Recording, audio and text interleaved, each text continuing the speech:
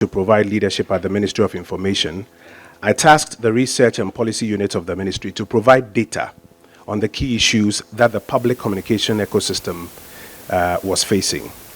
And this was because, as you will see in our presentation later today, the attention of the Ministry at the time and the expectation of the public had always been that the Ministry of Information is the mouthpiece of government only.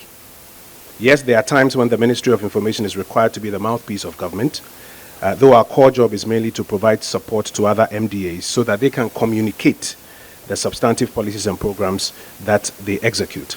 But our mandate as a ministry, however, goes beyond these. It includes supporting the public communications ecosystem in the country.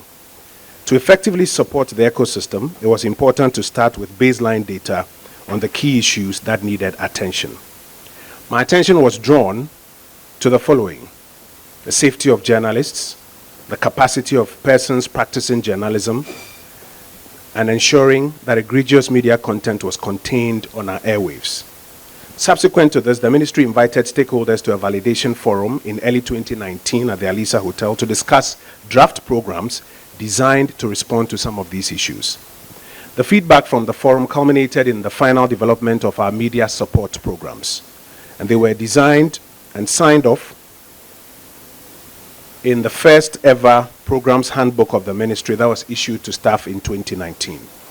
The media support programs comprised the coordinated mechanism on the safety of journalists, the media capacity enhancement program, and then the collaboration with stakeholders to contain egregious media content. Earlier this year, ladies and gentlemen, the ministry added two more things. One, campaigns to combat misinformation and disinformation, and two, industry support through global partnerships like IFPIM.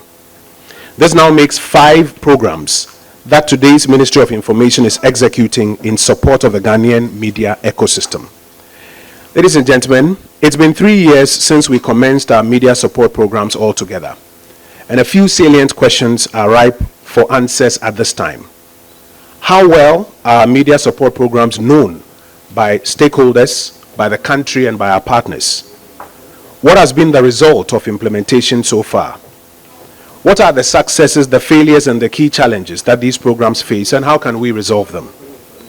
How much support are we garnering for these programs from our stakeholders and our partners? And most importantly, how do we institutionalize these programs to outlive the current executive administration?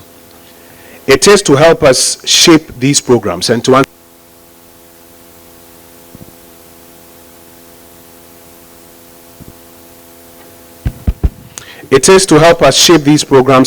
these questions that we have invited you all here today. Our expectation is that your views, your input, and your feedback will be helpful as we prepare for the continuation of these programs in 2024. And we are doing this transparently so that even those beyond the walls of this auditorium can follow and contribute to our discussions. I encourage you all to contribute freely to the review with the objective of making our media support programs better and more sustainable. The public communications sector, which includes the media, is a major sector in our democratic and governance exercise. Unfortunately, while we in this sector like to focus on other sectors, we hardly make enough time to examine what we do, to collaborate, and to push the agenda of our sector forward. My administration at the Ministry of Information is keen and committed to institutionalizing the media support programs and, in particular, the collaboration with you, our stakeholders in the sector, to shape and execute them. But we will require regular interest, regular participation, and collaboration of stakeholders if we are going to achieve this. Let me repeat the ministry's ethos on this subject, that no single individual or group in this sector can on their own tackle the issues that we face. Collaboration is what will lead us to success. I look forward to your continued partnership in supporting this sector to overcome the challenges and to leapfrog in taking advantage of the opportunities that are available to us. Bernard, thank you.